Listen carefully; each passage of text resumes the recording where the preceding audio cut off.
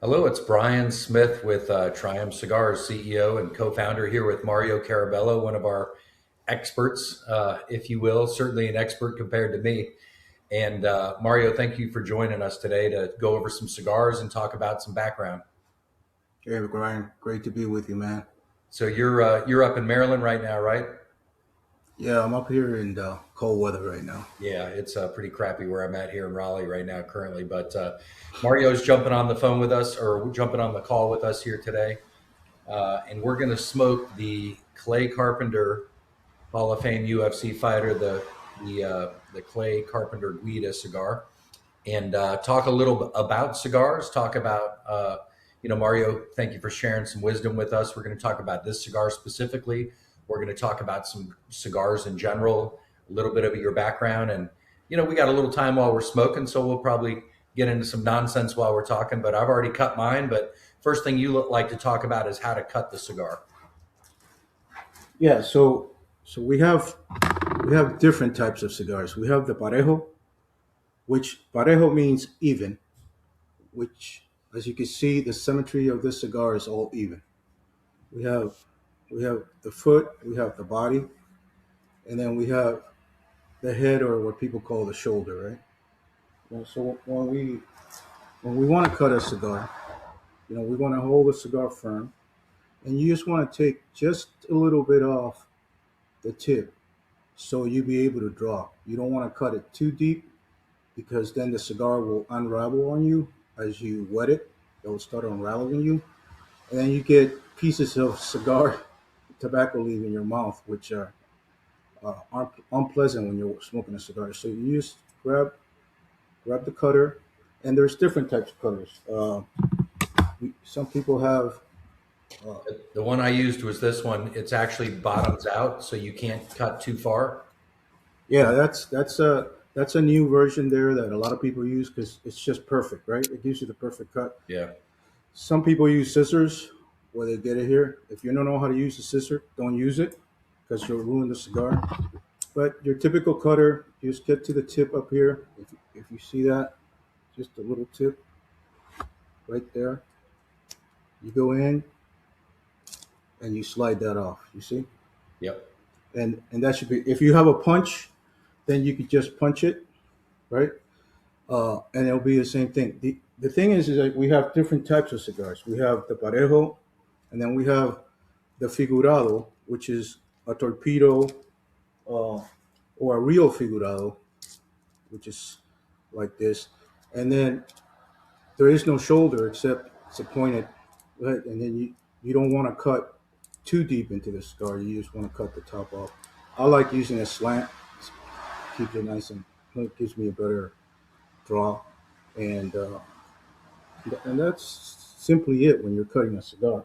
A lot of people And prefer a V cut versus the cut that I just used. What do you think are the significant differences there? well, what the V cut gives you is it gives you a deeper cut, and then supposedly you're going to get better draw, right?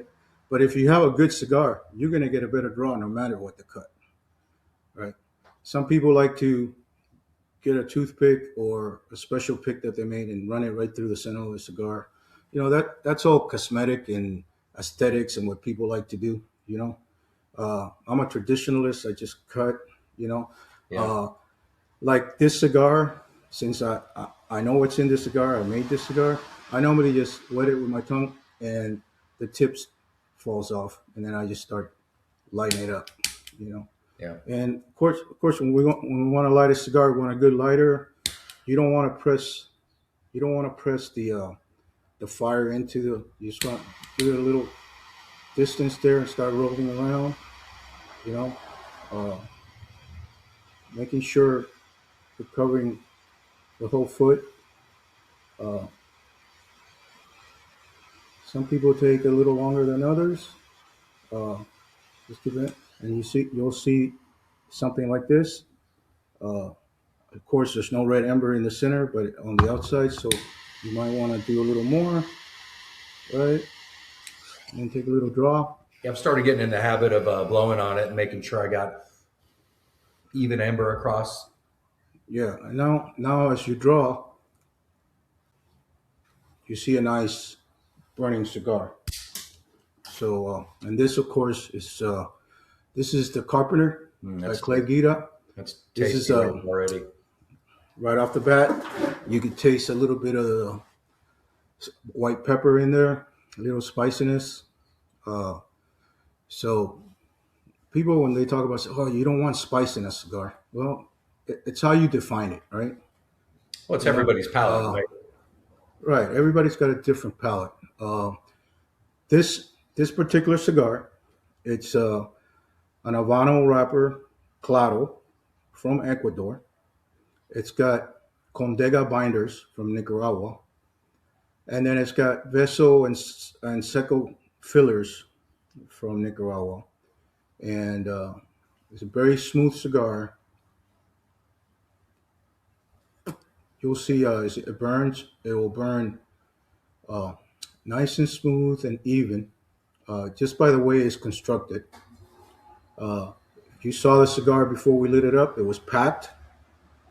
There was no holes in it, and a premium cigar is composed of premium cigar leaves, and it's hand rolled. There's no machine. It's hand rolled. That's what a premium cigar consists of. And I'll tell you, I've Uh, smoked a lot of these, Mario. I haven't found a stem yet. well, the stems are taken off uh, during the preparation process, right? We Well, they take the stems off. should be with a premium Some, cigar, right? yeah, Yeah. yeah. Some stems are good because they give you a little ignite combustion, right? But when you put too much stems in a cigar, what you're doing is you're cutting corners and you're ripping people off. Yeah, So I guess I won't say his name, a very knowledgeable retail owner who's carrying some of our product. He's got a bowl in his shop that all these stems that he's pulled out that they weren't. He was saying at least if they're going to be in there, they should be rolled, so it's not impacting the construction of the quality of the cigar. And uh, he was kind of aggravated that he pulled those out of a lot of 20, 30, $40 cigars. yeah, there's the industry is full of surprises. People people spend 130, $180 on a cigar from certain brands that have captured the market with their marketing, with their you know 30, 40, $50 boxes because they're piano finished, they're beautiful. I mean, Yeah, they're nice masterpieces. sure. Uh, But you're and paying at the for end of the a day, lot of that is you're paying for the box, right? it's kind of like wine, right? Yeah, Yeah, you pay for this much of wine, but the rest is label, bottle, yeah, advertising. So basically, those brands, in my opinion, they own you. You don't own them; they own you because they're dictating what you're going to pay for their cigar. Uh, and that's okay. That's capitalism. The thing is when you know what it costs to actually make a cigar, which you do know, then you go, wow, I'm throwing $130 on 1 hour smoke, right? Uh, if it's worth it for you, then it's fine. sure. Like I have, I have a collection of padrones that I've had for about 4 years, uh, and I only smoke them on special occasions. Like there's, you know, you go buy this cigar, and in some stores it costs you $32, Yeah, right? You know, I never pay more than $20 for a cigar. I don't care who you are. If it's and I haven't, and I smoked those brands that are highly expensive today. I smoked them in the '80s. I smoked them in the '90s, and then when I saw that price jump, I just said, okay, that's enough for me. And not because I can't afford to pay that. sure. It's just because I think it's just you Well, you're know not collecting a it's, box. You're not trying to have that status. yeah. Yeah, I mean, a Um, lot of people are always showing. My status is this: I made you a good cigar. mhm. That's my status. If I make you a good cigar and you're happy, that's the best satisfaction that a blender could have. And we're not experts. We're learning all the time. The tobacco industry is evolving. Uh, Agriculture is evolving. There's new techniques, and you're constantly learning. constantly learning about from seed to production, new processes. So always a learning experience. Always a learning experience. Yeah. And And and then making sure that when you give a cigar to a client or to your audience, that you're giving them something that they could remember, because it's only an hour or 30 minutes depending on the time they have, and they want to make sure that that time period was a pleasant one, yeah. right? It was an enjoyable one, which whatever you like to pair it with, and that's a whole different other subject, pairing, um, What but let me jump in real quick. What would you pair this with? What would be something that you ideally would pair this with? so so uh, so I've done all the training with pairing and Sure. sommelier stuff, Yeah. and my son is a wine and bourbon and whiskey sommelier, and we talk, and he also loves cigars, and this is what I tell people: we could give a presentation on this whiskey goes good with this. This whiskey goes good with a darker cigar, a lighter cigar, a Havana wrapper. We could go all over that. At the end of the day, is what do you enjoy? Sure. What gives you that pleasure? For example, I love to pair this cigar with a nice espresso or a nice cup of coffee Yeah, I in the can see morning, that for sure. right? Because this cigar here, you can smoke any time of day Yeah. because it's smooth. I actually It enjoy doesn't this go with up and red down. wine or like Aljo's Funk Harbor rum. I love sipping on that or tequila while I'm smoking. Right. I smoked this one Yeah. when we were making this for you in Nicaragua. I smoked it with a nice Pinot, right? And it was delicious. Yes. And so pairing is really up to the individual, but this normally goes well with any type of red wine, any Shiraz, Pinot, right? A little Merlot, right? Uh, you know, that's that's what this one will Yeah. Well, go being nicely a with. Hall of Fame athlete cigar, this goes great with winning as well. Oh, absolutely, You accomplish absolutely, your and goal, you pull out a nice Hall of Fame cigar.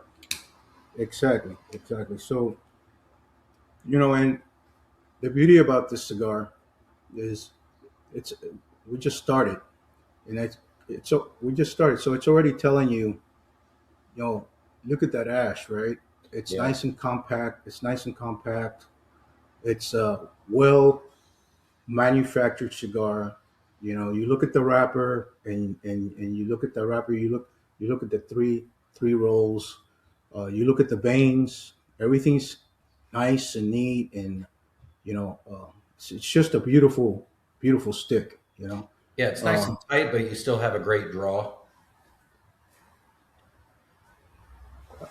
a great draw, and now it's getting a little bit more black pepper, which is a Uh-huh. little stronger than white pepper. Uh, you know, the key is that when you take your draw, a lot of people do that. They just throw it up. Take your draw, let it hit the top of your mouth, let it bounce back, and then let it out. Right. And then if you wanna test the retrohale, you just take a nice, not a big draw, Yeah, I like the and it retro. shouldn't it shouldn't burn that much. Yeah. You know, if you Very have subtle. everybody's nose is different, because Hmm. some people have sinuses problems. If you have sinus problem, it's going to burn more because you're more sensitive, right? But as long as it's not a burn that goes right up to your skull, that's yeah, that happens. Yeah, Uh, that and, doesn't and sound you're fun. no, and you're smoking a nice cigar, Yeah. and a well constructed cigar. You know, I'm enjoying this, by the way. Oh yeah. So a little bit while we're smoking this, and I'm probably puffing a little too much on it, but uh, for anybody who's asking, how we got linked up or anything like that, essentially, I had a good friend of mine here in Raleigh, North Carolina, who my understanding is, I think, met you from Frank at Black River. Yeah, I met him. We had that April celebration in Frank's lounge down in North Carolina, and I helped design that lounge with Frank and gave him a lot of ideas. It's a beautiful And lounge. yeah, I mean, it's the most rustic lounge that I've seen in the states. And Frank and his daughter and wife, they did a phenomenal job. They took their time. I told them not to rush it. Uh, the location was going to be a different location, which I didn't think it was good. I told them to be patient, and then this location came up, and it's just perfect because you saw the inside, and then it's got a patio for outside smoking for the summer. So he did this festival, and we got a couple of brands there, and your friend show up, who's a friend of mine now, you know, and he bought a couple of my cigars, and we started talking, and I gifted him a couple of cigars because he bought a lot, and he loved my Silverback, Yeah. which is Which which everybody loves is the Silverback. That's a tasty cigar right there. If you haven't tried the which is the, Silverback, get yourself some. so this is the first Silverback that was made. It was a Okay. Figurado, That's the very first one uh, ever? the best first one ever. Okay. It's 7 years old. Uh, Wow. the problem with this cigar is people started complaining because it was too tight. So then I made the torpedo the torpedo one, right? And everybody loved it. And I got I sent it to Stogie Press magazine. Great guys out there. They gave this one a 91, and they gave the torpedo a 95, which was like wow. You know, I didn't expect that high of a rating for somebody that had just put out a cigar, right? Sure. Uh, I'm an unknown. Nobody knows me Yeah. except the people who smoke my cigars, and that's fine with me. And you know, Frank uh, had that nice event there, and then your buddy calls me back and says, "Hey man, can I get more of your cigars?" And fast forward almost a year, he calls Frank and says, "Hey, I gotta get a hold of Mario," and he was trying to hook you up. Yeah. You know what I mean? Yeah. So Frank tells me, "Hey, this weird guy's calling," and I go, "No, he's not a weird guy. This is who he is." So I called him because I had his number. I go, "Hey, what's up, bud? What's going on?" And then he talked to me about you, and that's how we linked up. And I think it's been great ever since. You know what I mean? Yeah. I mean, I'm grateful we got hooked up. And, when you're first getting into an industry, understanding quality and finding quality as, a manufacturer's, it wasn't easy, so It's not easy. It's not easy. Unfortunately, a lot of people get taken for a ride by certain factories. Um, you know, they all want 30, 40,000 cigars. They, they just want your money. You know, uh, they charge you too much for a cigar. And it's just kind of sad. So, doing all that homework helped, and I'm glad I was able to help you and keep you under that crushing limit, right?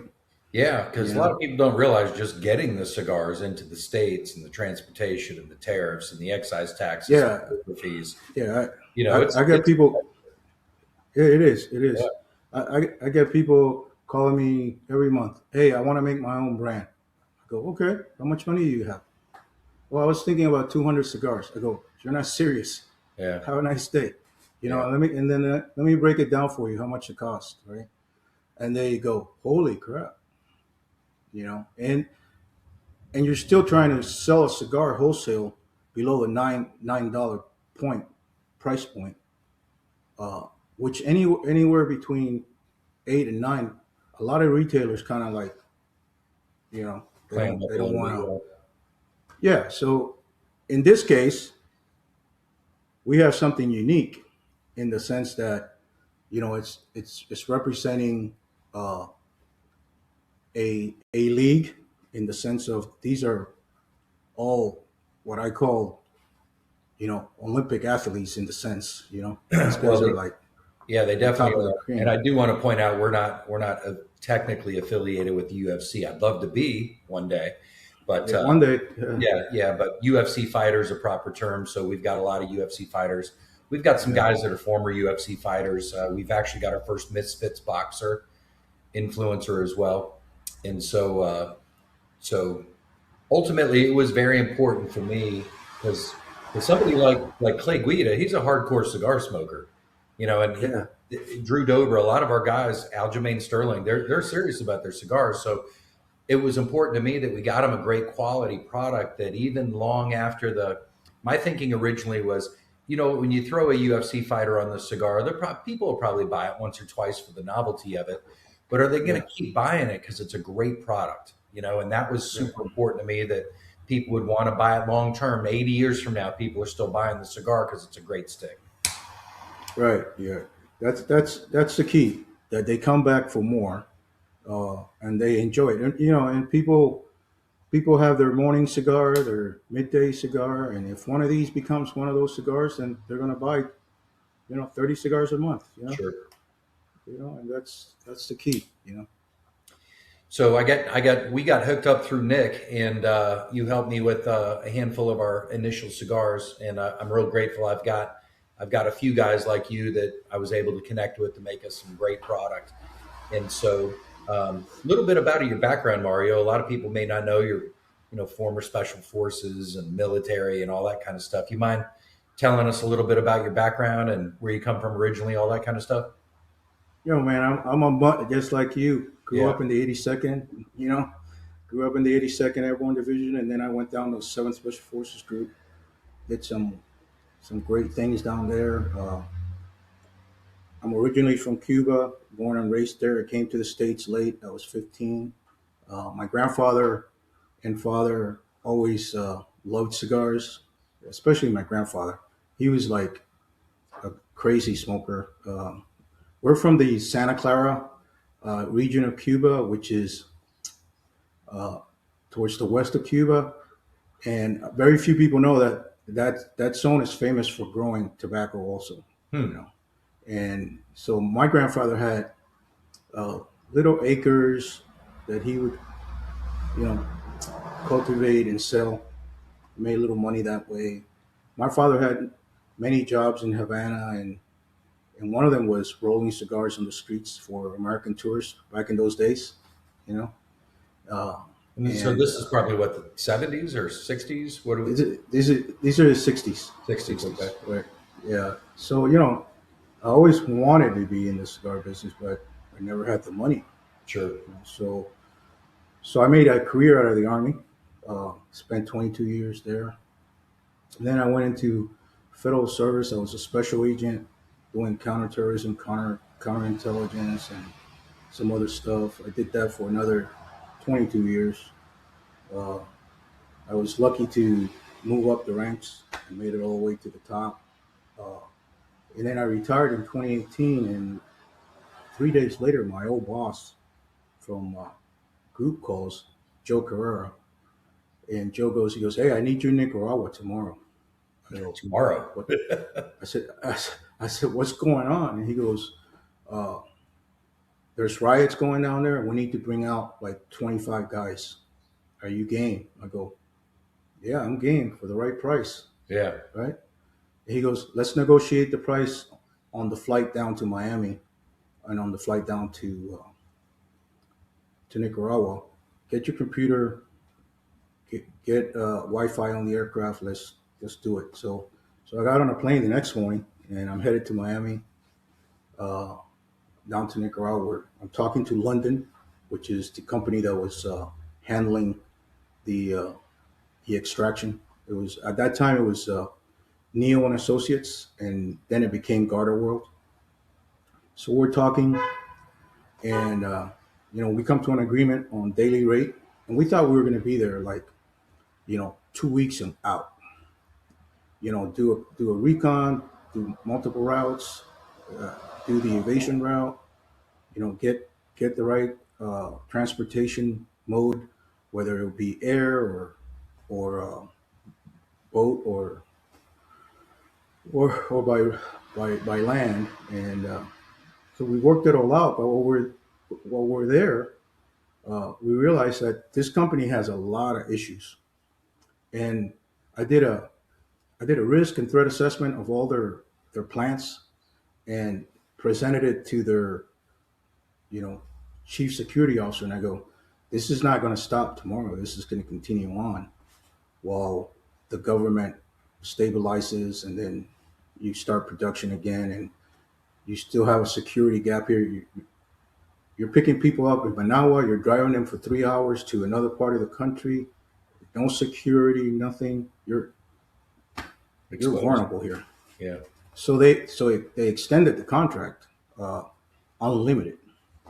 So we were doing 90 days in, 90 days out, 90 days in and out. There was another guy from Seven Group, Dave Rape, who's he's one of the few guys who's been a first ranger, second ranger, SF, and then he went to SFOD. Hmm. And Dave was part of the team, and we've been there now 90 days.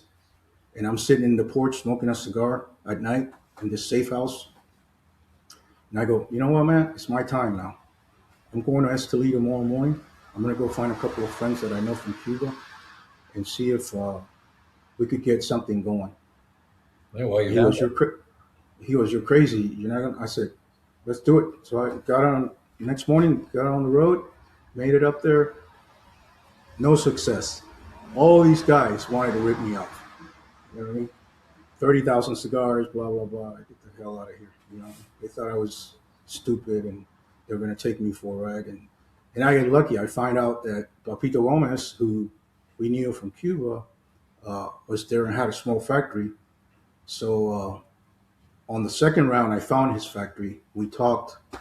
He goes, I'll do how many cigars you want. I said, I just want to start with 10,000. That's a pretty big chunk to start with. Yeah. Yeah. I said, I want to. While I was doing that, I was became part business partner with another brand that I won't name here because it ended up very bad. Yeah. With a lot of bleeding and loss of money. But we made great cigars. We made the blends. It took us about 18 months to get everything ready for the launch. And then we took the cigars to the PCA in 2018.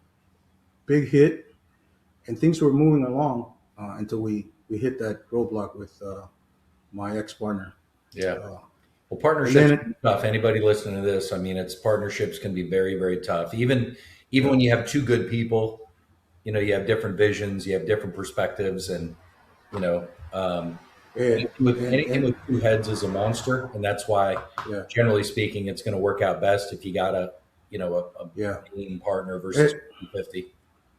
And what's sad is I did the due diligence on this guy, and everything came out perfect, and still, even with two good people, things can happen.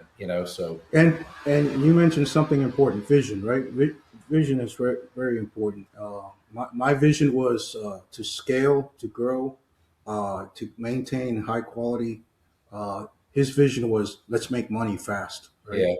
Yeah, and two very different visions. Yeah, those two clash. So because you're trying to reinvest in the business and think long term, and that's how I think. By the way, it's like I'm not trying to get rich in the first couple of years. Like it's all reinvesting. It's quality. It's different options. If you think you're going to get rich in this business in 5 years, you're crazy. At 5 years, you start actually feeling good. I think you got to be passionate about what you're doing in any business, but especially. Yeah. In a cigar business, you're making small, tiny little pieces, and it's a long-term thing because there's a lot of great cigars out there.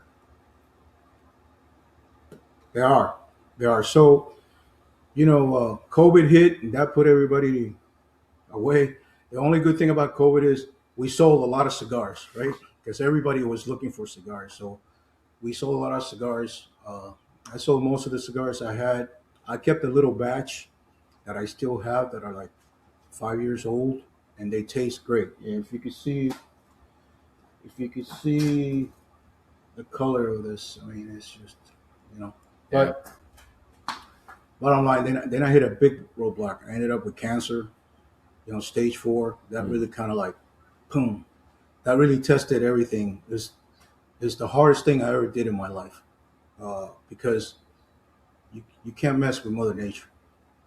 When she says you're going, you're going. You know what I mean? Yeah. And I kept a positive mindset, and you know, did the right thing. Had the surgery, the radiation, and man, everything worked out. You know what I mean? And today I'm 100% It's awesome. cancer Yeah. free. I'm thriving as far as health, and to me that's more important than anything. You know, uh, and uh, and here we are. I didn't quit. I reinstituted the company under my name, and started working with small batches of people that wanted their own labels, and I've crafted labels like for four businesses that are thriving. My recent one was 1799 Prime. It's a upper crust steakhouse here in Alexandria, Virginia. I made their blends for them, and you know, people love them, and they're getting ready to order again, so that's good. That's fun. Yeah, but Yeah. So we're about, let's see, you're probably what, about 15% of the way through, 20%, something like that. yeah, we're kind of talking a lot, so I'm not drawing a lot, but I'm yeah, probably puffing too hard, so created that little uneven there. I'm puffing on it probably too much. yeah. I mean, it's a if you I love if it you though. puff out if you puff hard, it burns a lot, right?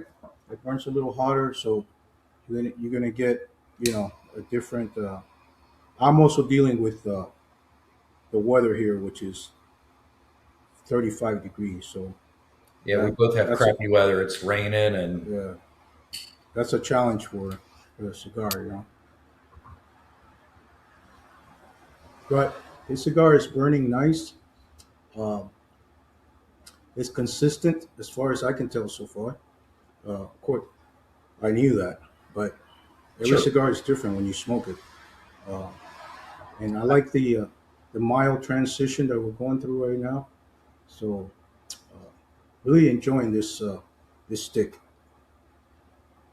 Yeah. Chris from Outman's in Greenville, South Carolina, was telling me. He said, generally speaking, when you buy a product, you want to buy at least two because even the premium quality, you could have something a little bit off, the draw's a little Yeah, bit off, or something like that. So, generally speaking, it's a good idea to buy two to get a good feel for the cigar. Would you agree with that? yeah, I agree. I normally buy two cigars when I go to any shop. I usually buy two. Uh, that's just Good because rule of thumb. yeah, like he said, so you may not get uh, and everything matters. Weather matters, your environment, how you like the cigar, how fast you smoke it, Yeah. all that matters. But the environment definitely affects your stick. If it's too cold, it'll break up on you. Because it'll expand. Uh, so I got a heater next to me here, so that's helping me out. You know, but one of the things you notice about the cigar is when you draw, you see all that smoke coming out, Yeah. which tells you that's a good draw with a lot of nice smoke. Right? That's really good. So this is really enjoyable.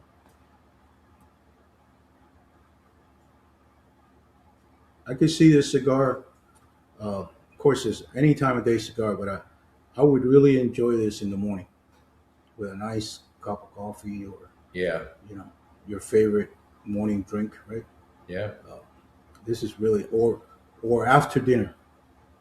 I really enjoy this, and it's burning pretty even. Yeah. Yeah. Which which people get wrapped around that. And once again, sometimes a cigar can ooze, and it's not because it's poorly constructed. Sometimes it's the environment, or if you're pulling too hard and too fast, you know, you'll the Pull it apart. combustion will pull it apart. So, you know, uh, the key about a cigar is, It's handcrafted. It's really a work of art. When you see these people, whether they're women or guys, uh, do the cigars. And by the way, all the cigars you got were rolled by women, and I did that on purpose. Okay. All my cigars are rolled by women, not by guys. Hmm. Uh, they have they're more patient. They take their time, and they're very consistent. Hmm. Interesting. You know, where And the guys are smoking the cigar and they're rolling, and where the women are focused on that stick, and they're just exceptional. You generally know, speaking, I find women are a little bit more detail oriented always, as always. far as employees go. I think it's the fact that mother instinct in women, right? It has a lot to do with their brain, where everything, you know, and everything's got to line up for them, so they focus better. And when In we're my talking opinion. women, this is 2026. When we're talking women, we're talking females, biological females. Yeah, we're talking women. Yeah, That yeah. clarifies. You don't find many trans guys doing cigars in Nicaragua. As Well, a if they matter of need fact, yeah. I mean, I know of none. I know of none. okay.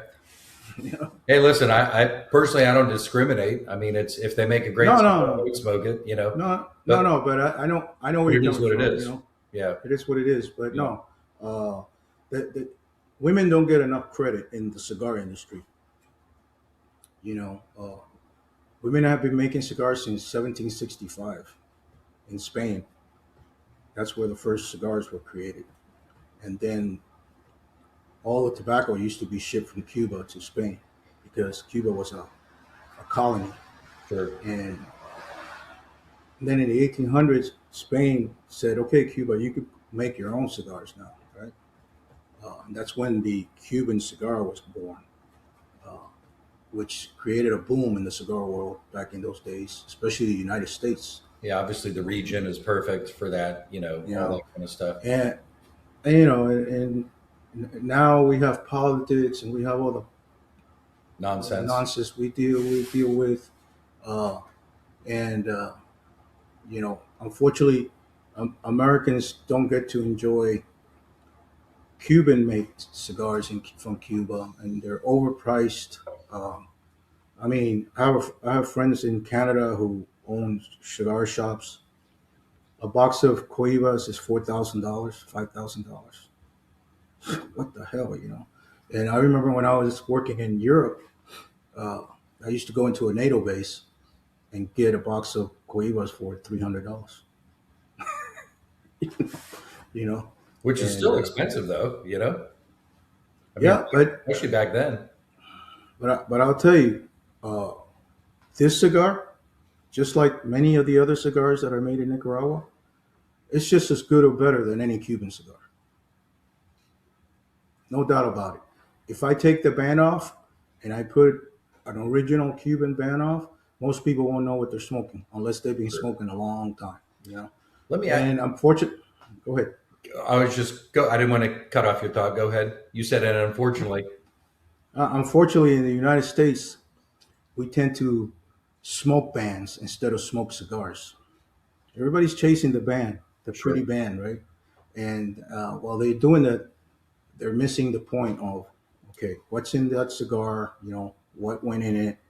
You know, how many people touched that cigar Sure. before I'm going to enjoy it, right? Well, certainly, so much of what we do is a little bit about status and the car you drive, where you live, the Oh Gucci yeah, bag and or the shoes you have on, things like that. And yeah, there's a little bit of human nature there, which some of yeah, that's of okay, course. Yeah, but and yeah, and cigars are a luxury product. You know what I sure, mean? Not everybody can throw 12, $24 a day out there, right? right. It's a luxury product, and yeah, it's part of the uh, the world we live in. You know? And for me, it's important. I mean, if I'm putting a UFC fighter Hall of Famer or Drew Dober most knockouts in lightweight history. The cigar's got to be a knockout. So especially with these guys being hardcore cigar smokers, I really wanted them to love their product, and they do. So thank you for that for the fighters that you've worked with. They're proud of their stuff. They're excited to share it and excited to promote it. And I mean, it's not every day you get a UFC fighter cigar that is a kick-ass cigar too. Yeah. No, it's very enjoyable, and I mean, when you call me, I had no idea you were gonna accept my offer as far as blending your cigars. So I was, humbled and honored to help you. Uh, Not only because you're a businessman, but we have a lot in common. We grew up as young soldiers in a different environment. Yeah. We're go-getters. Never is not a word for us, right? Mhm. You know, uh, we're always pushing hard, and I'm really humbled that I was able to do this for you. You know, Well, we're excited to have you on board. I mean, it's real important. We got to have quality, and we have that because of you and a couple other guys, and we're super grateful for that. yeah, And I'm waiting for that fighter that says, "Bring me a San Andres." why is That's that? that's a that's a great leaf to work with.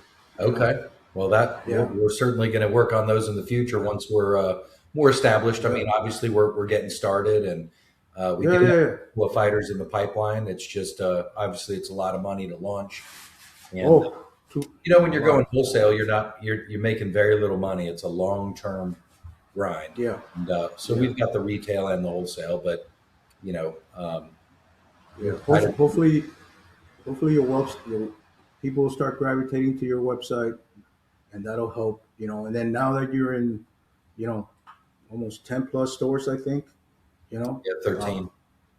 those cigars are going to be sold, and uh, normally a retailer, if they sell a cigar, they buy it again because they know it's selling, right? Yeah. And the clients will come back and say, "Hey, what happened to Clay Cigar? Why don't you have more?" Right? So that's a big plus right there.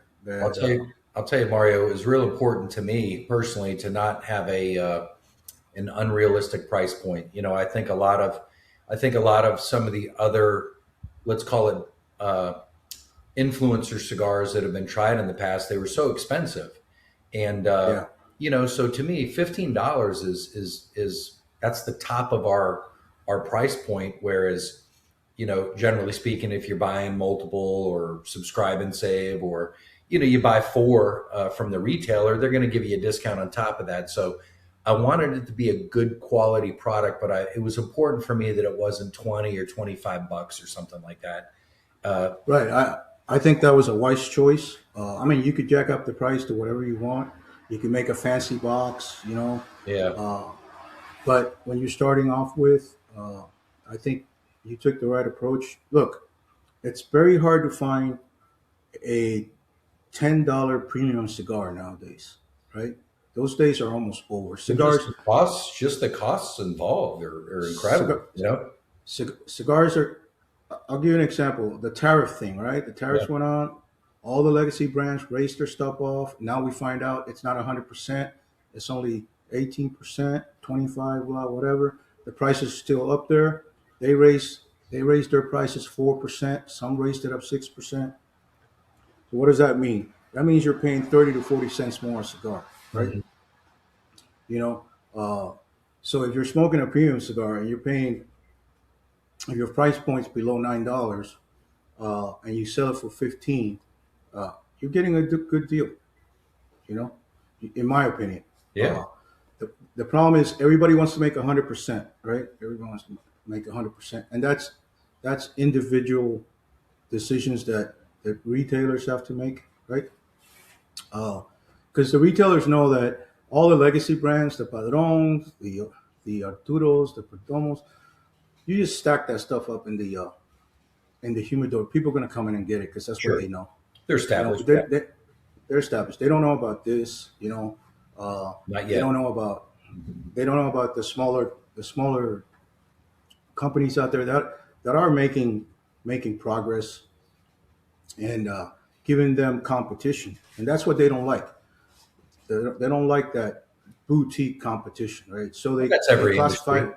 That's yeah, every industry. the boutique brand, or I mean, Tatuaje is a boutique brand, and look how much they sell, right? And they have one cigar that really took them to the top, which is the Tatuaje Cojonudo, which is a great cigar. I haven't even tried that one. Yeah, it's a beautiful stick, and now they're 18, 18, 18, 20, depending where you buy them. You know what I mean? Sure. And like for example, my cigars, my price point is below $8, and some of the stores here in Virginia are selling them for 18 and $19, and I'm going like, whoa, Well, that's their personal decision. yeah, I will say from a retailer perspective, it's if you've got liquor, you're making money on the liquor and the cigars versus if you're just a cigar lounge and you're making your money from memberships and just the cigars, they got to charge a little bit more than the place that's making a lot of money on the liquor and or food and things like that. So Yeah. if Well, if you're a consumer, keep that in mind. Like if you got a yeah, nice cigar lounge to go to, in my opinion, don't get nitty with the facility that's charging you an extra buck or two because they're not in there buying Ferraris and stuff, So, no, but no, and they got to charge a little bit more. yeah, people need to understand that if I you go like to a that. nice if you go to a nice environment, you know, you're paying for that environment, right? It's kind of like a restaurant. Uh, you go to a fancy restaurant or you go to Taco Bell. Yeah, Hey, the quality is different, yeah, everything's different, the service is different. So when you have a good lounge that knows how to treat its customers, that everybody's a VIP in there, whether you have a VIP locker or not, everybody gets treated the same. Uh, you're paying for all that, and these retailers, they have to pay rent, they have to pay electricity, they have to pay their employees. You know, uh, it's not just I'm making money, I'm making money. right. It's a business. It's a business.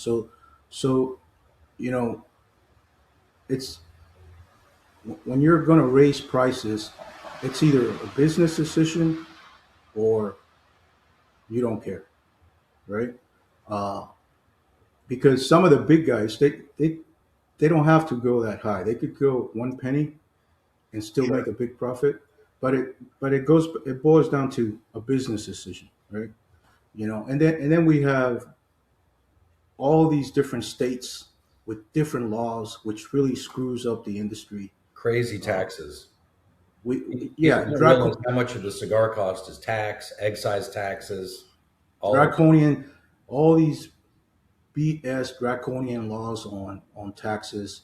I'll give you an example. Maryland's trying to now dictate that if you have a cigar lounge and it sells alcohol, you can only sell so much percentage of alcohol versus cigars.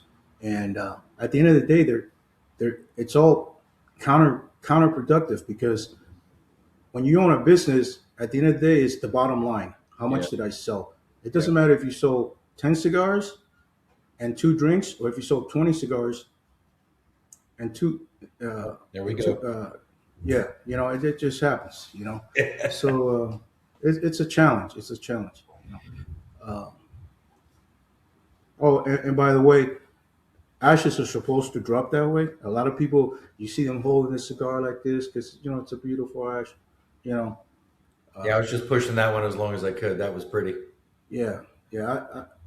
Normally, when I'm in a lounge, when I get here, I kind of go to the ashtray and Yeah, you know put it down and get it off and start yeah, all over again. But the ash is now what's giving you the flavor.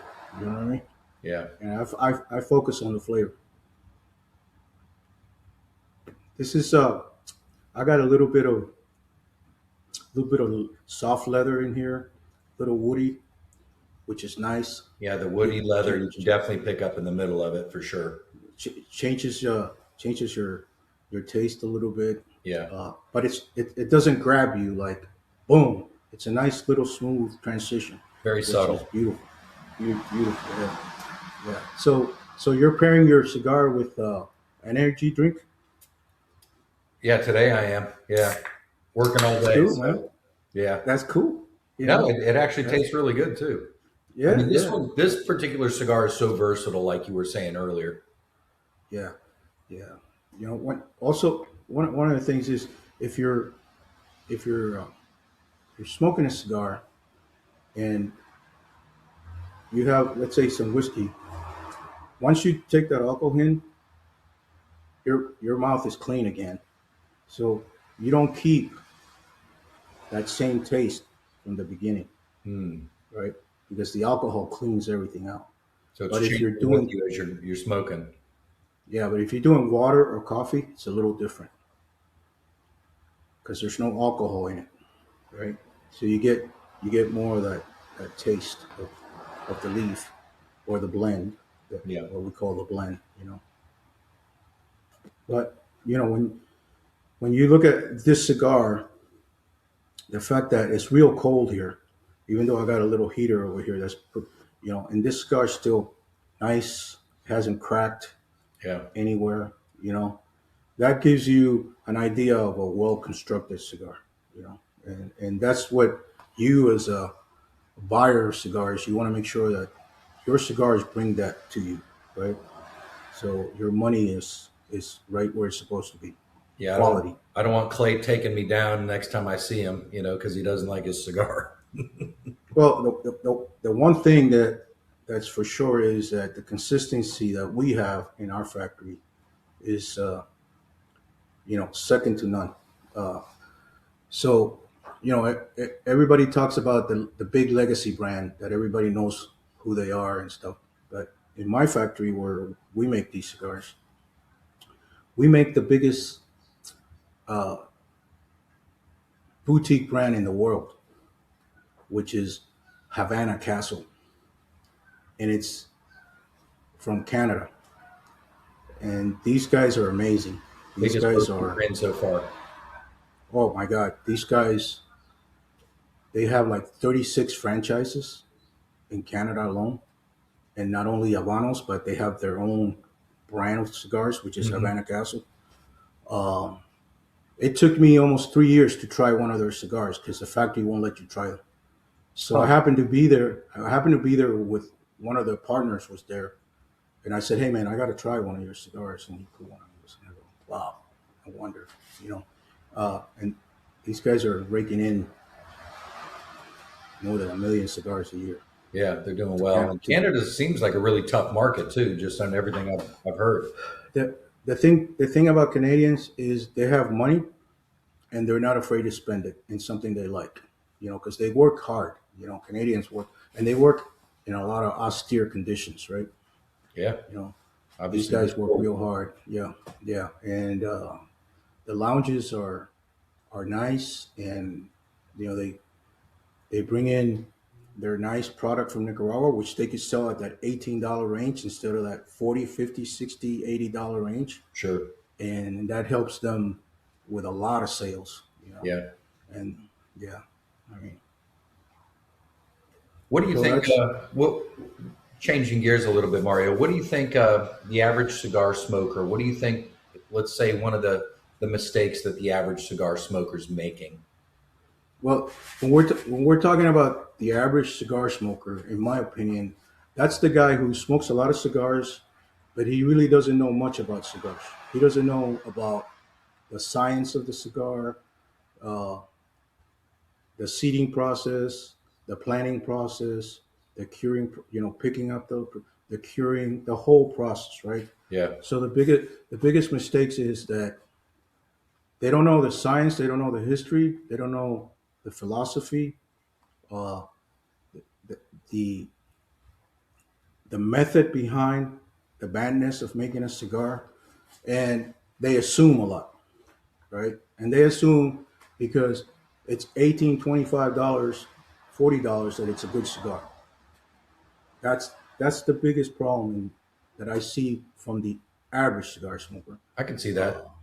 I will you tell know, you that I've tried a lot of the $20+ cigars, and I have to tell you that I've had a lot of cigars. Now there's some great ones out there, but I've had a lot of cigars that it's. I feel like our cigar is a much better cigar. And I'm not well, just saying that. I Like it's generally. we get great response from people that have been smoking for a long time. Yeah, I met this guy. Uh, he owns a vodka company, and he's got a lot of money. Nice guy. As a matter of fact, he lives out in Arizona, and he he's a big Davidoff guy. That's that's his brand. Okay. And he smoked my Oscuro, the 828 Oscuro, and he goes, "This is the closest thing I've ever smoked to a late hour, because the late hour is my cigar. That's what he likes to smoke." Okay. And I go, "Wow!" And I was shocked because he doesn't buy boutique brands. He was gifted that cigar, Huh.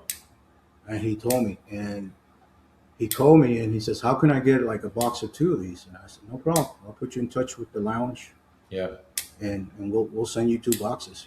And he did. He bought 2 boxes, and uh, every 2 or 3 months he calls the lounge and says, "Hey, send me 2 boxes of the 828 Oscuro," right? Yeah. So that's a good example of the late hour, which is a great cigar of a Davidoff that's up there in the 20s, versus you know the Caraballo 828, which is in the Better price point. 15s. You know what I mean? Yeah. A better price point, and Yeah. the quality is you know is the same in my opinion. Uh, but yeah, unfortunately, the average cigar guy just doesn't know much about what he's smoking. You know, Well, and, to him, and it's just it's, part of what we dealt with in the security industry, or I dealt with, is we could do things more cost effectively as a smaller company because these large companies have so much overhead, so much waste.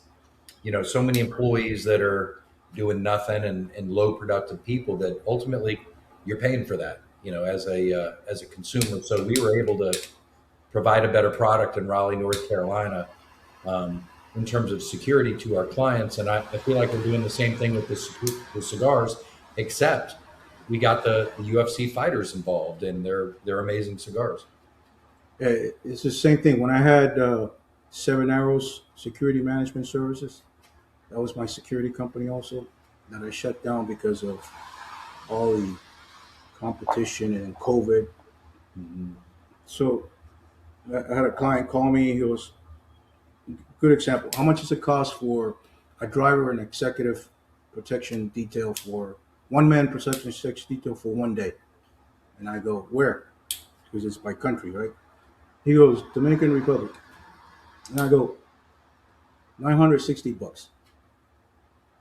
And he goes, "Well, why are you charging me $960 when some of the big companies are charging me 1,400?" Yeah. I said, "Well, the margin is bigger than mine. Yeah. Period. You know, the margin is big. I still can make a good 30+% commission on $960 and not rip you off. You know what I mean? Whereas they're It's the making same 50 or thing." 60% margin. They got more Yeah, overhead to carry. So it's generally better service, for less money. But again, the other side of that is I know that there are smaller boutiques that may be cheaper that aren't good cigars, or smaller security companies that are not providing that level of service. So as a consumer, you do have to figure that out. yeah, you have to. Uh, and the way you figure that out is by trying that cigar, right? Right. You got to buy it. Yeah. You know, uh, and make sure it's a nice steak, and enjoy the cigar. A lot of small factories focus on the quality, and then when they're making a cigar for somebody, they really focus on that because they want to keep that client. So they're trying to give that client the best of everything they got. Uh, Now, quality control is important, and if your quality control manager is not consistent, then your cigars are not going to be consistent. You're going to have fluctuation in the construction, and that's critical. The big companies, uh, they got to put out so many cigars every month because the entire United States is buying these cigars. They're selling them like candy, uh, and so it's mass production, right? Yeah. Where you know, I don't have that pressure. I could take my time, just like when we did your cigars. Yeah. We took our time. Yeah. And I mean, you got to have we made these sure 4 months in the pipeline, the 4 month in the pipeline. Yeah. You got to calculate all that. How much time they're going to spend, in the factory after they're made. Curing. How you store them, Sure. and then all of that comes into play, and it's a huge process, and like everything else, time is money. Yeah. It's interesting, Mario. Being in sales my whole life, one of the things as I'm getting involved with wholesale and retail and hearing different things are these stories that I'm hearing. And just being a lifelong sales guy and business owner, I feel like there's a lot of stories being told that are being stretched and pulled and exaggerated. We're taking our tobacco and it's our distilled water's been blessed by the Pope. We're flying it in from Italy, and like it just to me it sounds like there's a lot of storytelling that is exaggerated to justify a larger price point. Would Yeah, you feel that's an accurate yeah, comment? everybody's hyping a lot of stuff to make you think, hey, my stuff is better than Now, the other side of that is that there is premium tobacco, and there's tobacco that's not so good, and so but the only way you're really going to know that is by trying it, right? well, trying it, that's the key. Also knowing about the fermentation process, how long it's been fermented. you know you have first fermentation 30 days, 40 days, second fermentation 50, 60, and that's all fine, but really it all boils down is when that tobacco is ready. Right. And when it's ready, that's when you move it, right? If it's not ready, you keep fermenting it, right? Yeah. uh, and some factories don't practice that. Well, they're just focused on getting the production out.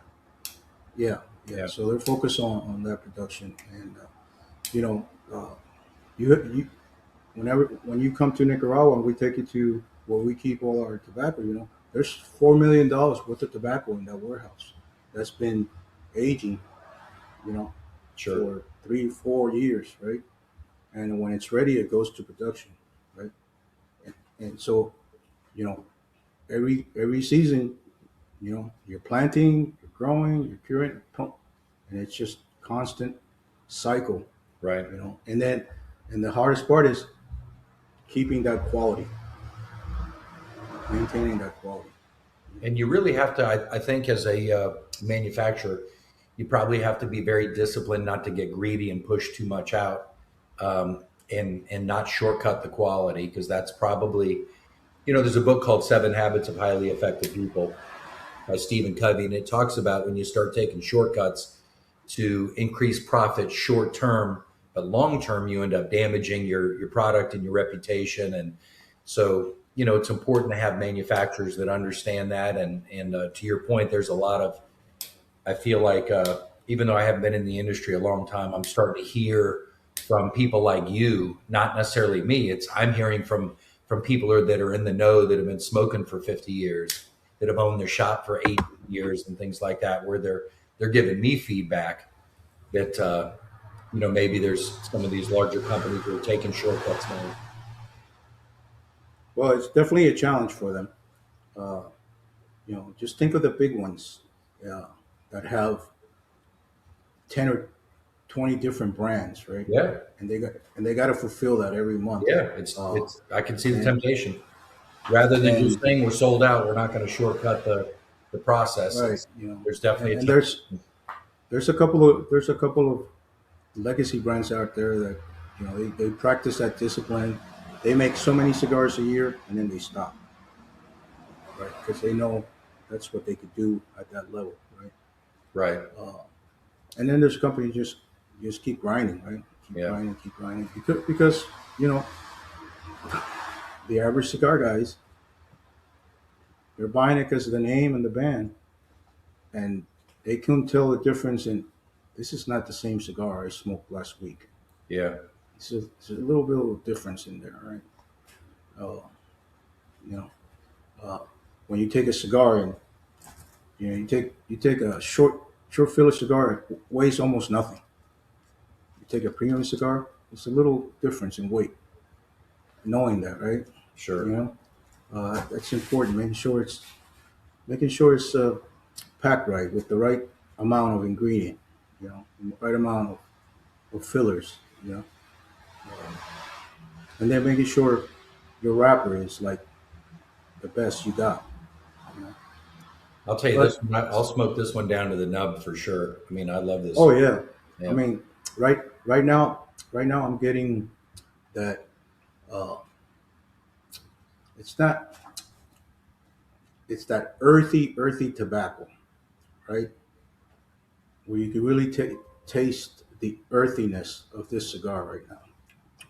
I'm getting that at the tip of my tongue, which some people will call that bitterness, right? It's a little bitter. I don't call it bitterness. I call that it's that real earthiness of the tobacco leaf, and that when you're transitioning, that's kind of nice in your mouth. It's kind of nice. And yeah, when we when we made this blend, we had like 15 people smoke it when we first came out with the first, and it wasn't ready. It wasn't there. It took us about 2 weeks to get it just where all the guys were saying, "Yeah, this is nice, right? This is ready," and that's what it takes. It takes a little patience, right? You know, uh, I'm tasting that right now here. That this this transition is moving the way it should. Yeah, this is definitely one I can just burn my finger trying to get every ounce of smoke out of it. Yeah, some people love to smoke the cigar past the band. Some people quit right there at the band. You know, Other people put a clip on here and they'll smoke that thing to the nub. You Yeah. know, and it's all a matter of style. You know, Sure. it's also a matter of how much time you have. You Yeah. know, so normally when I sit down to smoke it, I always give myself at least an hour, right, to really enjoy the cigar and not rush it. You Yeah. know, I When did, mean, go ahead, Mario. I'm sorry. no, go ahead.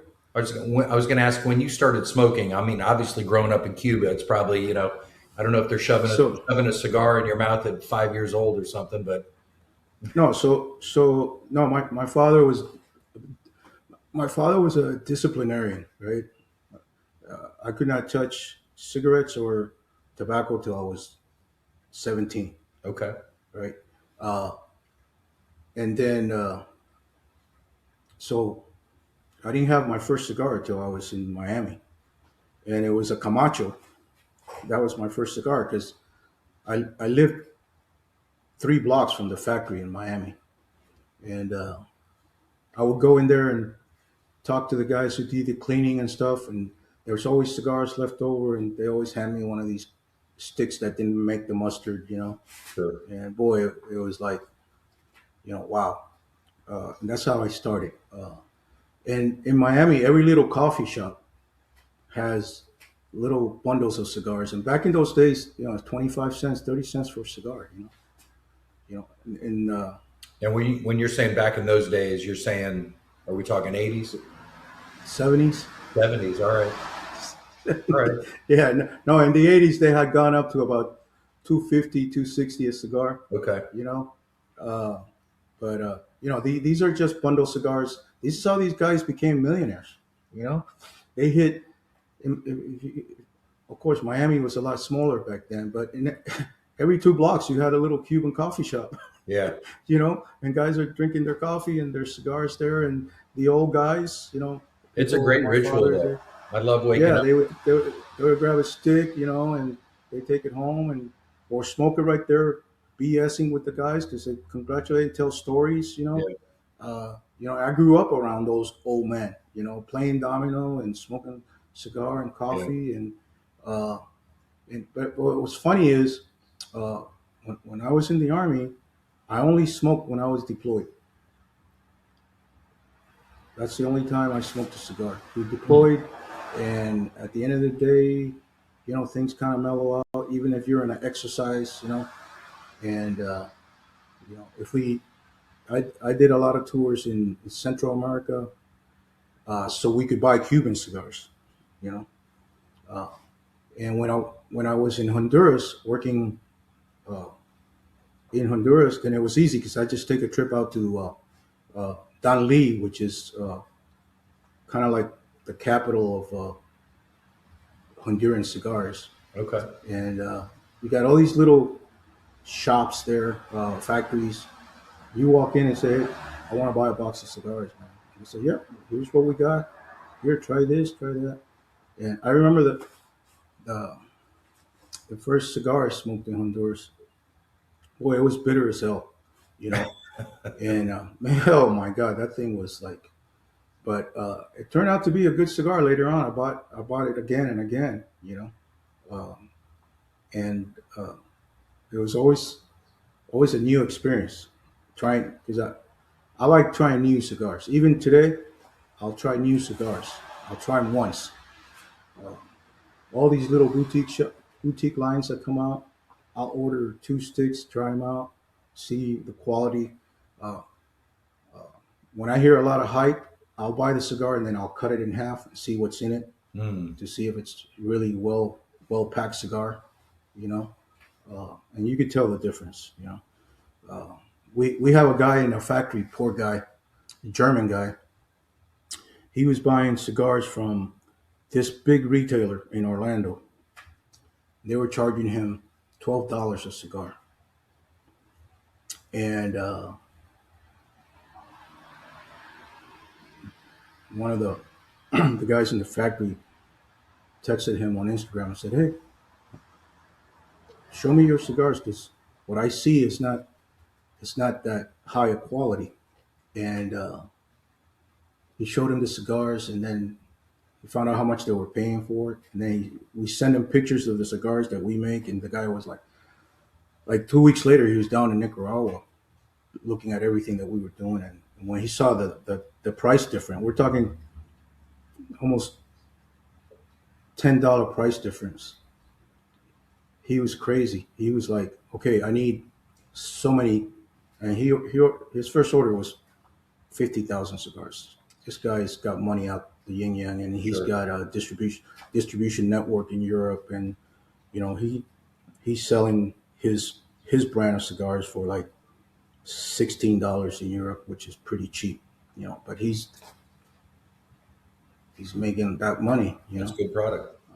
Yeah, it's a good product, but it was just sad that this guy was being taken for a ride by a big company Yeah, instead of and giving him, obviously it's more expensive to yeah, make stuff in the U.S. I mean, there are factors. What you save, like we've got stuff coming out of Miami, we pay more for the cigars, but we pay less than all the other fees and tariffs and broker fees, and so right, it's give and yeah. take. And it's being ex-military and pro USA. I love having some product made in the USA, but it is more expensive. You got to pay I people. mean, if we were going to open up, remember those guys that are working this little cigar factories in Miami, and there's a couple prominent ones. Those guys are not making $300 a month. You know what I Right. mean? Yeah. They're making 1,500, A lot more. Yeah. 2,000 a month. So they got to pay their employees. So those cigars are going to be more expensive, and good quality cigar because they bring the leaf from Nicaragua, Dominican Republic, Honduras, or wherever they buy the leaf in the world, right? Because there's tobacco all over the world. You Yeah. know, we have the prominent regions, but then we have other countries that grow tobacco, uh, and like people don't know that South Africa used to produce the majority of tobacco in the world at one time, but Hmm. it wasn't for premium cigars. It was for cigarettes. You see, but people lump tobacco all in one basket.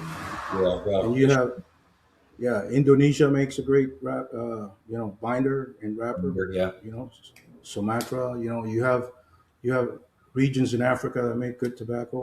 You have Spain grows tobacco also. Costa Rica, uh, I mean, Puerto Rico used to grow tobacco at one time, and that industry kind of died when Americana came to the island. You know what I Yeah. mean? Yeah, but there's there's great tobacco all over the world. Yeah. You know? Well, it's part of the formula. It's part of the cake. You gotta have a lot of things come together to make a premium cigar. That's for sure. Yeah. You see, now I went past that earthiness there, and now I have a little sweetness in my cigar. Which is very nice. You know, so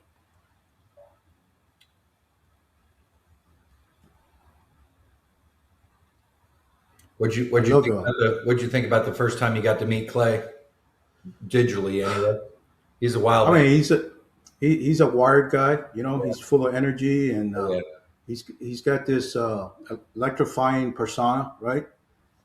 Aside from if you look deeper into him, uh, he's not this monster that just wants to beat the hell out of people, right? You know, he's very humble, Yeah. uh, very very family oriented. You Yeah. know, uh, good heart. He's got Yeah. a You good can tell. heart. Super He's polite. just a nice guy that it's kind of hard to switch from here I am a badass in the ring, and then I'm a nice guy here, and he's you got to give it to him. He's very even keel, Oh, you yeah. know. He's Well, I'll very tell you well that. balanced.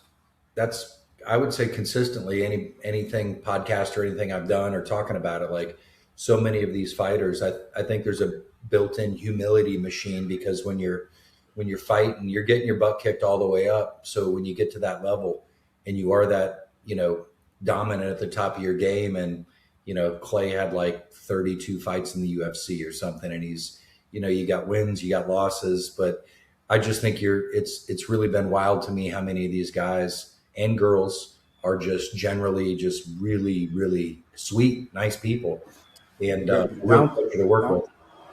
down to earth, nice. He when he had his little podcast, he talked about his first fight. Right, he Mhm. wasn't even a fighter yet. He was, and he talked about how he got his ass handed to him. Yeah. You know, and how that woke him up and Hmm. realized, oh, okay, I'm getting into something really deep here.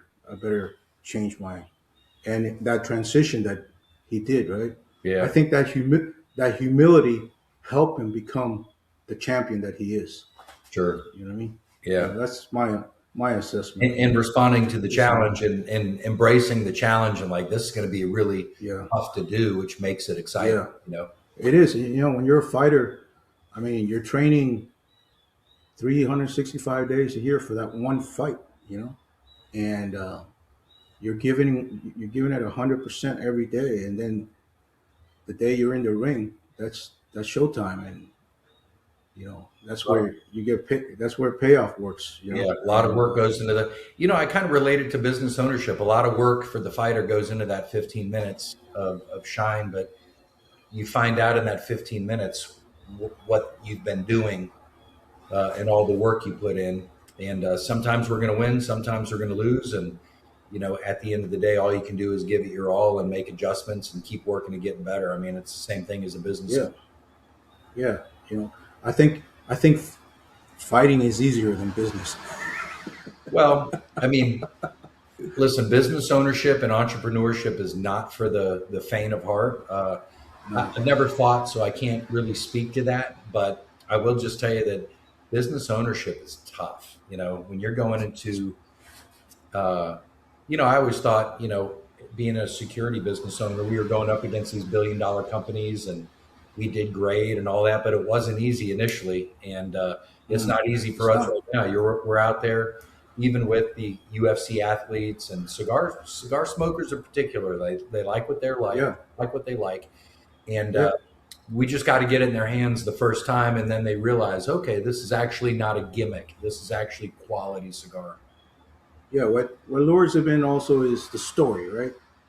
The story, and once they understand the story and they kind of get a feeling for what what went into that cigar and why it was created. A lot of the cigar aficionados they gravitate to that, Yeah. and and the guys who've been smoking for a while, they know a good cigar. Yeah. You know, they know a good cigar, and they appreciate a good cigar. Well, I like to say our cigars will, beat your dad's cigars up if we need to. Oh yeah, yeah. Well, the problem with Cuba today is that the consistency is not there. The soil, they don't rest the soil enough. Uh, they don't have the equipment that they used to have. Man, everything's crumbled, right? Yeah. Even though, even though with the infusion of, the acquisition of the Chinese buying part of Habanos S.A. and Company Mayan, they're buying a lot of cigars, taking them to China.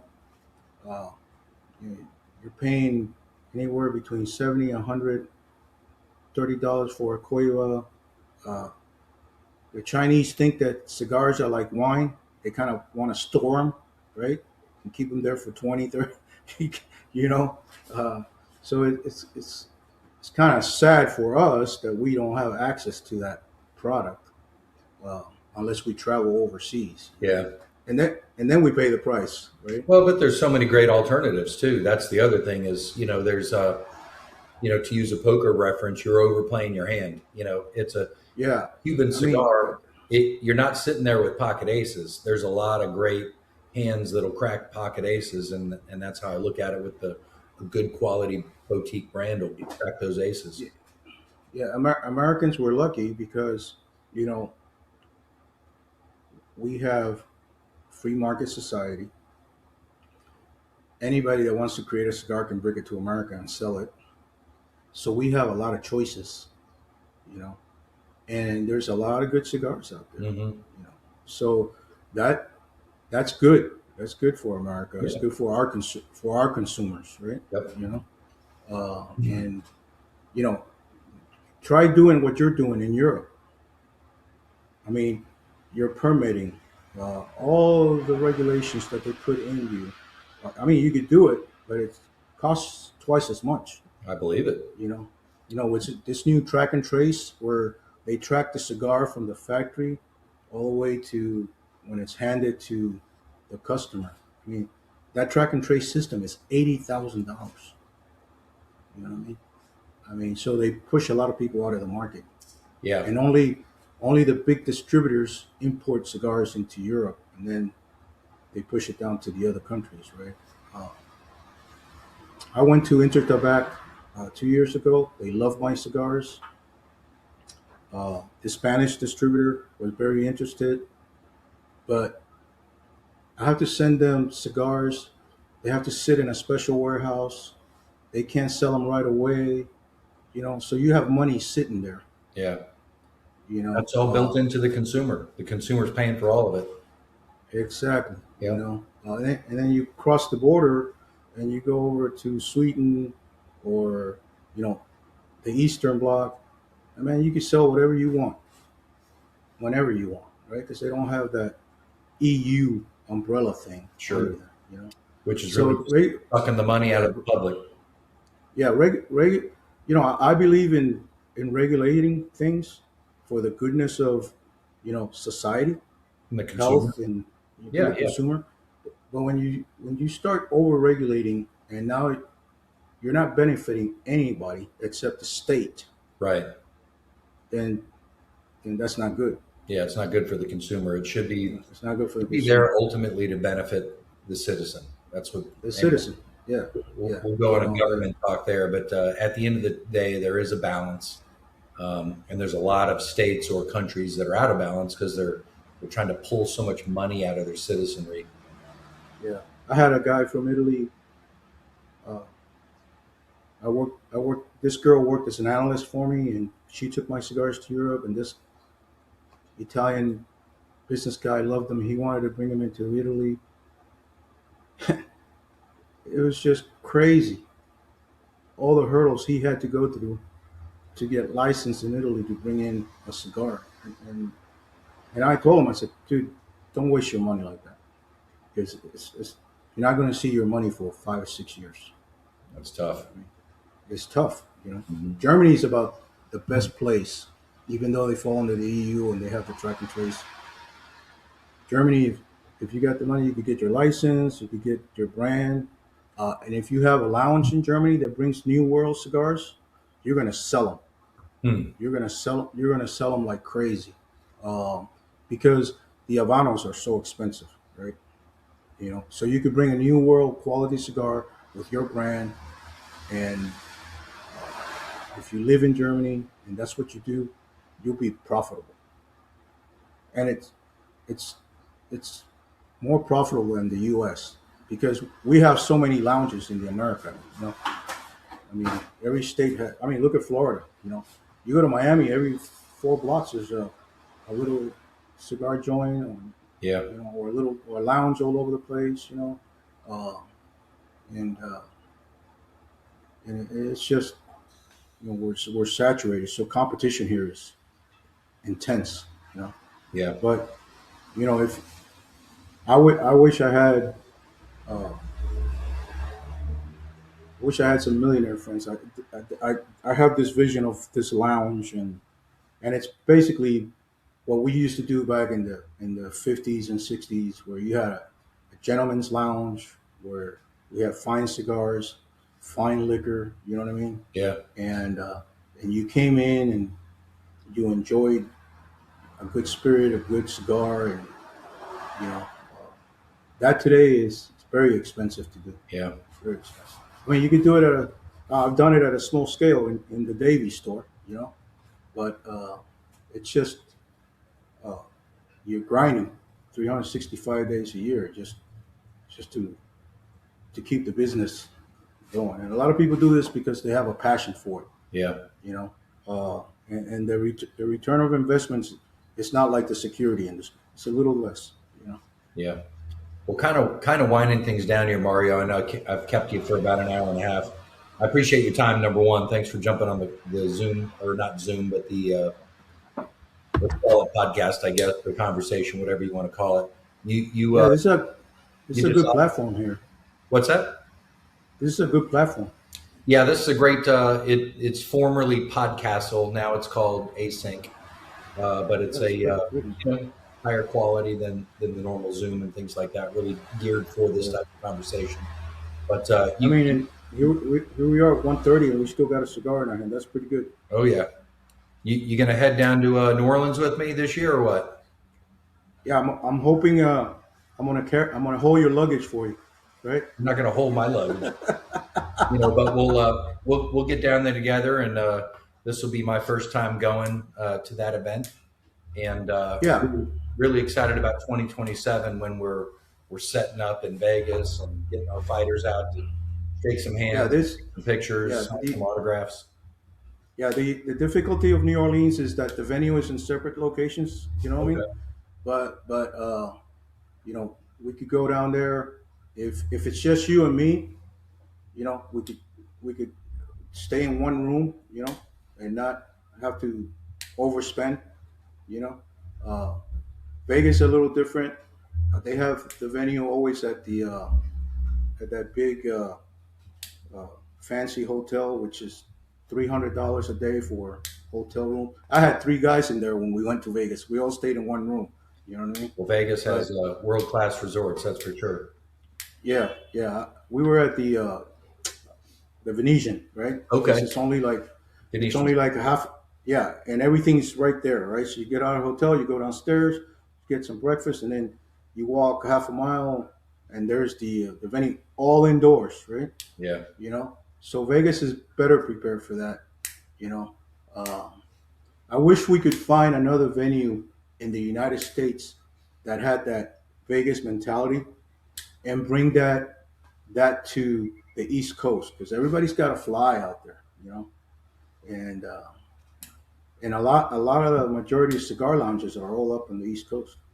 You know, and but Vegas will be very nice once that time comes around and next when we do New Orleans will be an eye opener for you, a lot of learning experience, good networking, and so Yeah, you can definitely see excited about it.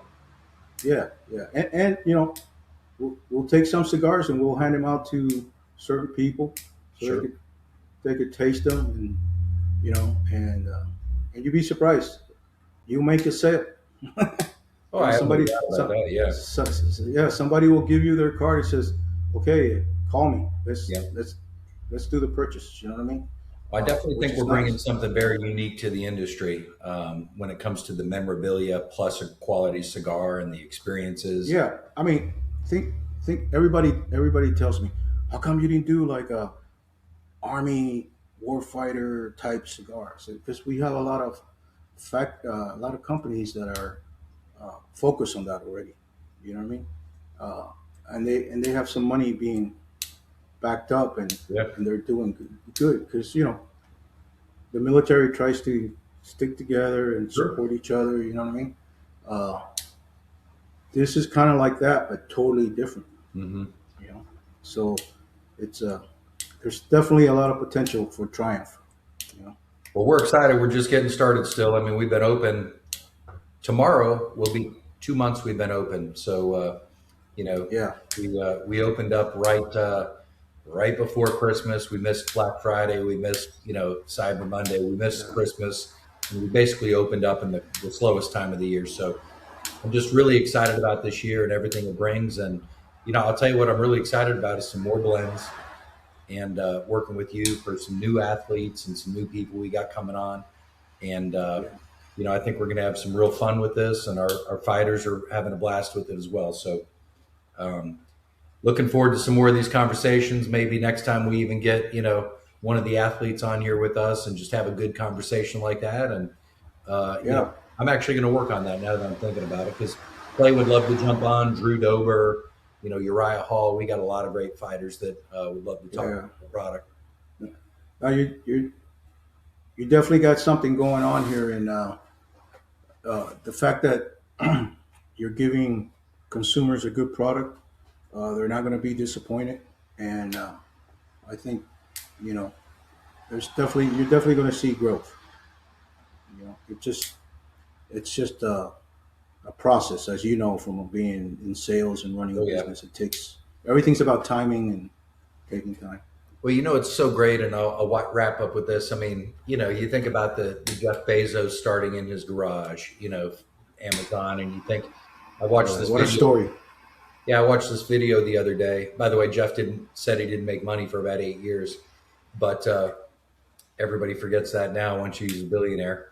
But that being said, watching these videos when they first started, and they had hardly anybody uploading content, and so every journey of 1,000 miles starts with a few steps, and we're taking those steps, and we're grateful to have you taking those steps with us, Mario, because without a great product, we're out of business. So it's Hey, it's I'm teamwork. here for I'm here for the ride. I'm here to help you, and uh, we definitely got some blends in the process that definitely one of these fighters is going to love, and then Oh yeah. we keep pushing. We'll keep pushing. Well, I appreciate your time today, Mario. And on a Yeah, Sunday, it's February 15th, 2026. It'll be fun looking back at this video when things were just getting launched, and hopefully yeah, we're talking about all the great success and all the people we've impacted in a positive way with good product and fighters and things like that. So I'm excited to keep rolling along. And thank you for your time today. And we'll be doing this once in a while and just talk a little bit more about what's going on in the industry or life. And there's nothing like a great conversation over a good cigar. Oh man, it's been a great hour and 34 minutes, and Oh, yeah. I'm glad we kind of did this. And once again, brother, thanks for everything. It was a pleasure hanging out with you. All right, yeah. And anybody hanging with us, thanks for joining us, and we'll see you next time. If you have any questions for Mario or myself next time or the fighters, feel free to leave it in the comments and let us know if there's anything we can answer for you in the future. Mario, you All have a right, great rest of your Sunday, buddy. All all right, my friend. You right. hang in there, and we'll be. Thank you. We'll talk to you all soon. Bye now.